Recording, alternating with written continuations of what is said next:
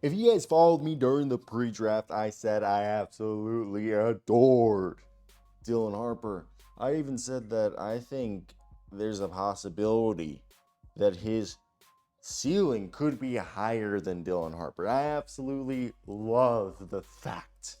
If you guys didn't know this, my family's from Argentina. Well, my dad was born right after World War II. My dad's a septuagenarian and had me at 45. Yeah, 45. And he he grew up in Argentina and then came here during the Dirty War. My mom is like multiple. He was born in Italy to a Yugoslavian father. You guys into an Italian mother and a Pescata father. Grandfather's from Skopje, raised in Beograd. Either way, more of the story is grew up being a fan of Argentine sports. My dad was at the 78 World Cup final. My mom, multi generational Argentine from basically like the Louisiana of Argentina, which is this place called Entre Rios, which is between rivers, and it's like adjacent to Uruguay. So they raised me as like really big Argentine sports fans, and Manu Ginobili is one of the premier, if not de facto greatest Argentine basketball player of all time, legend to anyone. And to have Dylan Harper say, like, being mentored by Manu is kind of the coolest thing in the world. And let me break down what happened. If you guys didn't watch this game, you've seen the highlights. Dude, Steph Castle also doing that pump fake where it looked like he left his feet and didn't, and his 3-point shot coming around the way that it has been absolutely amazing. I think one of the most exciting parts of his game on the season. Steph Castle is 21 years old. He's born actually, I mean, I'm a few years older than him, but he's born November 1st. I'm November 11th, 5 years before him. But he's a 33% 3-point shooter this season. But against the Blazers, he has done a good job of shooting. And I absolutely love that Steph Castle, first off, the two became the second pair of teammates aged 21 or younger to each score 25 or more points in a playoff game this past Friday, April 24th, 2026, against the Portland Trailblazers and the San Antonio Spurs 120 to 108 win in game 3 without concussed center Victor Wembanyama. Castle led all scorers with 33 points and 5 assists, while Harper, the rookie, delivered 27 points and 10 rebounds off the bench. The duo joins the first pair, Kevin Durant and Russell Westbrook, who accomplished this feat in 2010 first round matchup against the Los Angeles Lakers. Dylan Harper's just 20 years old in 53 days, became the youngest off-the-bench player in NBA history to score 25 or more points in a playoff game. He scored 22 of his 27 points in the second half, including a 12-point surge in a very decisive third quarter. Steph Castle set a San Antonio Spurs franchise record, simultaneously becoming the youngest players in Spurs history at 21 years and 174 days to post at least 30 points and 5 assists in a postseason game.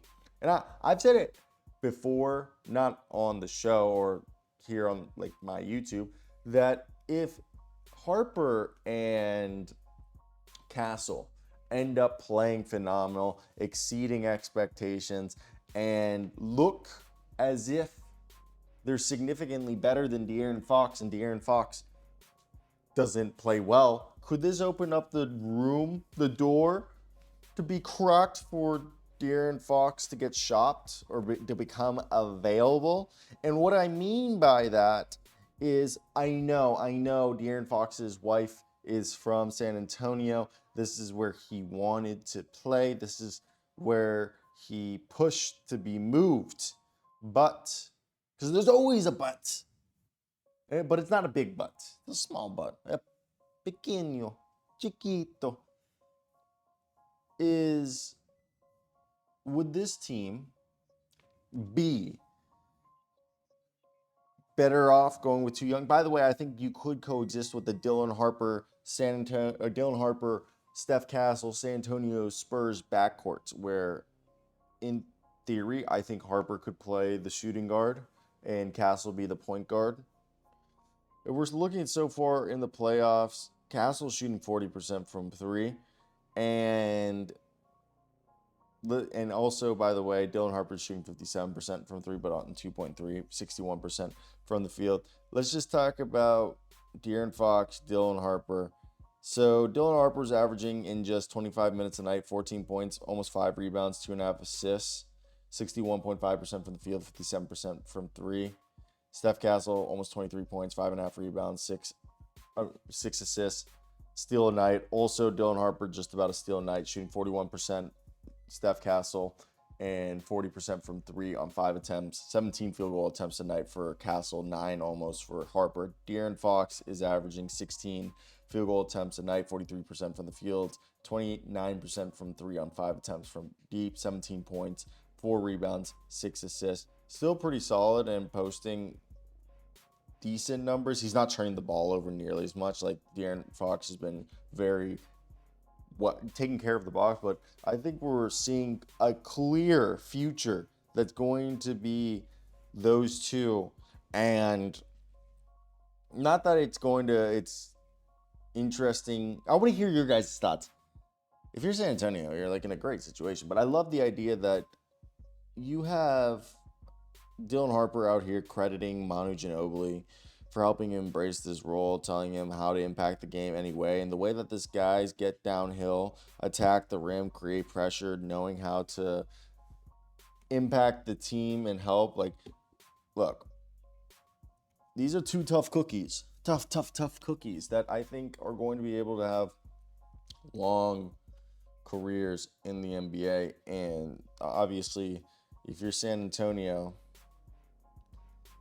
it's looking bright, and a lot of people thought like it's already great that they had this three-headed monster, but the fact that now they have this three-headed monster and they're figuring out how to impose them against other people and make them a lethal duo that is quite possibly one of the hardest things to stop, especially if they're both hitting their shots.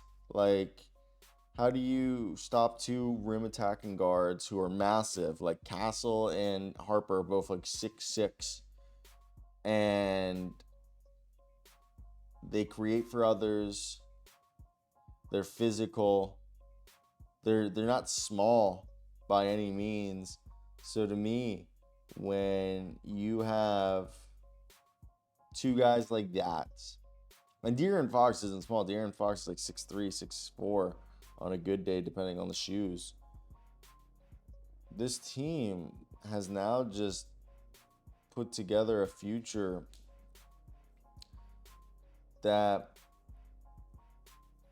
you have your three cornerstones.